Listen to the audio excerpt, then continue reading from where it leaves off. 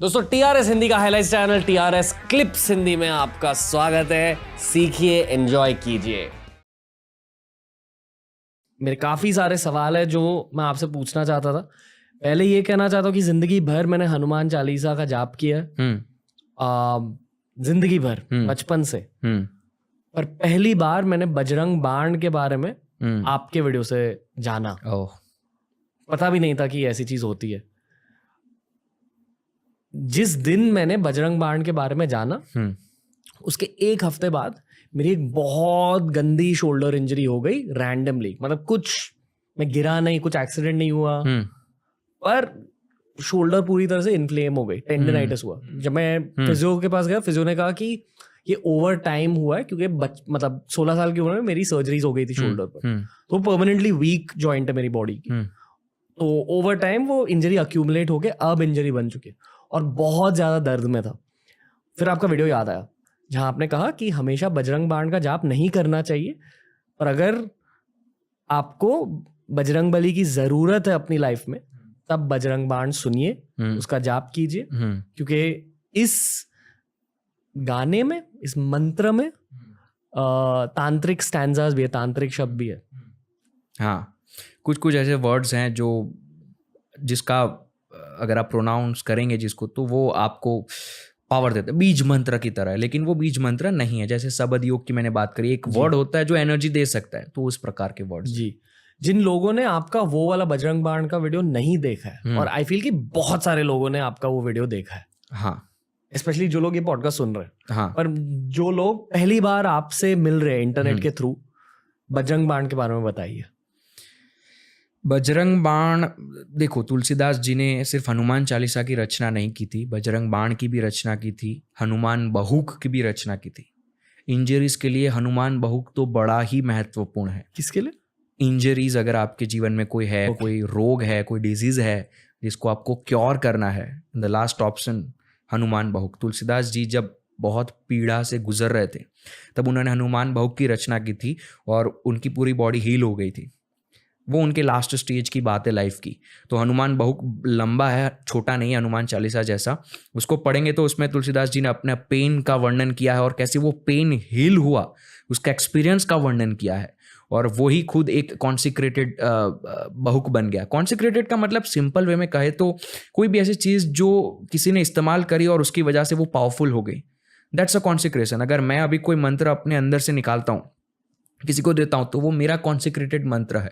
गले में रुद्राक्ष पहना है, रुद्राक्ष का एक बीड तोड़ा और कोई मंत्र मेरे पास है, उससे मैंने उसको एनर्जाइज किया, तो वो कॉन्सिक्रेट हो गया और वो मैंने उसको दे दिया, तो वो सामने वाले इंसान को उस प्रकार से हेल्प करेगा। इसी प्रकार से हनुमान बहुक भी एक कॉन्सिक्रेटेड स्टैंजा, लाइन्स, वर्ड्स हैं। बजरंग बाण भी उसी प्रकार के वर्ड्स हैं। लेकिन बजरंग बाण में क्या होता है कि तंत्र पर्सपेक्टिव से बात करें बजरंग बाण की, तो धमकियां दी जाती है। तंत्र अगर हम देखेंगे ना, तो तंत्र में ये होता है कि आप भगवान के साथ ऐसे बात नहीं कर रहे हो कि वो भगवान है, आप उनके साथ फाइट कर रहे हो, आप उनको डांट रहे हो। आप ब्लैक मैजिक में अगर देखोगे तो भगवान को, मैं ये कहना तो नहीं चाहता, लेकिन गालियां भी दी जाती है।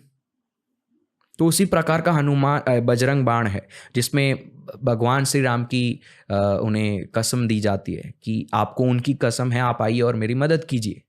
और श्री राम तो हनुमान जी के लिए बड़े महत्वपूर्ण हैं। तो उस प्रकार से बजरंग बाण काम करता है। और बीच बीच में कुछ ऐसे वर्ड्स हैं जो खुद एक कॉन्सिक्रेटेड वर्ड्स हैं जो आपको हेल्प करते हैं। तो इस प्रकार से पूरा बजरंग बाण है।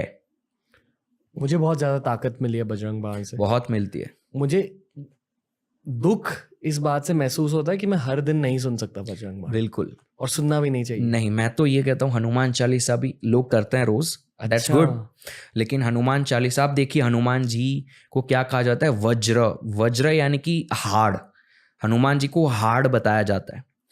अगर हम देखें एक अलग पर्सपेक्टिव से, अगर हनुमान चालीसा को भी देखने की कोशिश करें, तो अगर आप उसको रोज करते हैं ना, तो वो आपकी सेंसिटिविटी को मिटा देता है, आपको हार्ड बना देता है। और जो साधना करते हैं या मेरे जैसे स्पिरिचुअल इंसान है जिसको सेंसिटिविटी की जरूरत है, तो वो उसे डिस्ट्रॉय कर देता है। तो मैं हनुमान चालीसा भी हर रोज नहीं करता हूँ। पर आपको सेंसिटिविटी की जरूरत क्यों है? सेंसिटिविटी की जरूरत तब होती है, जैसे मैंने कहा चिदम्बरम मंदिर में मुझे जाना है, तो वो सेंसिटिविटी होगी तो I can use that energy for my betterment, तो वो आपकी खत्म हो जाती है।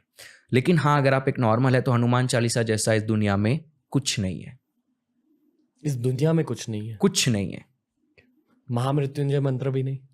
वो मंत्र है ना, मैं लाइंस की बात कर रहा हूँ। मंत्र अब सब लोग, किसी को अगर इनिशिएट नहीं किया, अगर किसी को ठीक से प्रोनाउंस करना नहीं आता है तो वो गलत बोलेगा तो मंत्र काम नहीं करेगा। हनुमान चालीसा में आपसे कुछ गलत भी हो गया वर्ड्स में, it will work for you, क्योंकि वो मंत्र नहीं है, वो वर्ड्स हैं, वो लाइन्स हैं, वो स्तुति है, राइट।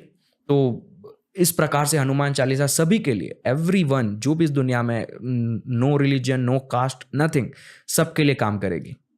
आप एक हनुमान भक्त हो खुद? मेरी शुरुआत ही हनुमान जी से हुई थी। इष्ट देवता मेरे हनुमान जी ही थे।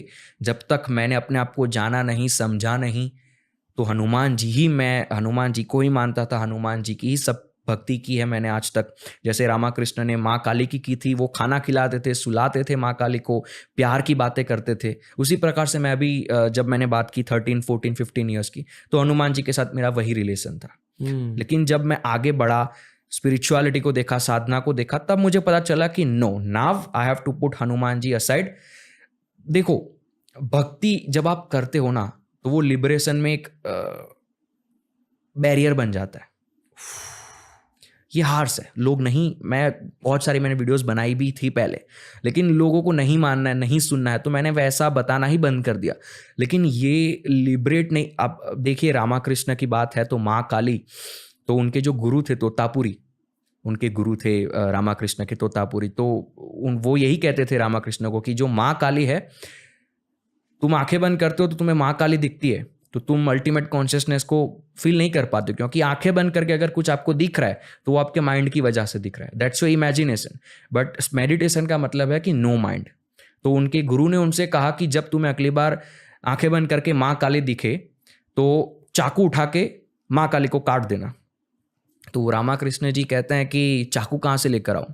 तो तोतापुरी जी कहते हैं कि जहां से तुम माँ काली को लेकर आते हो, यानी कि अपने दिमाग से। तो वो एक बार बैठते हैं और माँ काली उनके सामने आ जाती है, चाकू निकालना ही भूल जाते हैं। वो रोने लगते हैं, आंखों से आंसू आने लगते हैं माँ काली को देखकर। फिर तोतापुरी जी गुस्सा हो जाता है, वो कहते हैं कि अब मैं यहाँ से चला जाऊंगा, मैं तुझे मोक्ष एनलाइटमेंट तक नहीं ले जाऊंगा, क्योंकि तू मेरी सुनता नहीं है। तो वो रामाकृष्ण जी कहते हैं कि आप बताइए मैं क्या करूं, मेरे से नहीं हो रहा है, मैं माँ काली को देखकर पिघल जाता हूं। तो तोतापुरी जी कहते हैं कि अगली बार जब देखो माँ काली दिखेंगे और आंखों से आंसू आएंगे, तो मैं ये पत्थर लूंगा और तेरे माथे पर इस प्रकार से चीर दूंगा, जिससे खून निकलेगा, और तू उस पॉइंट पे जब तू माँ काली को देखकर पिघल रहा होगा तो फिर से कॉन्शियसनेस में आएगा कि मेरे गुरु ने कुछ कहा था।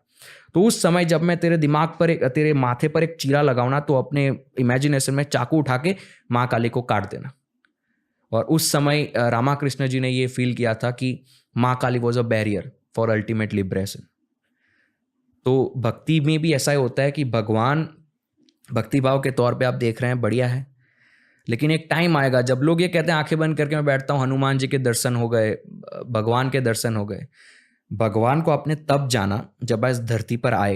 इसके पहले अगर आज मैं आपके माइंड से सारे मेमोरीज ले लूं और अगर आपके सामने गणपति जी को रख दूं, हनुमान जी को रख दूं, आप पहचान ही नहीं पाएंगे ना।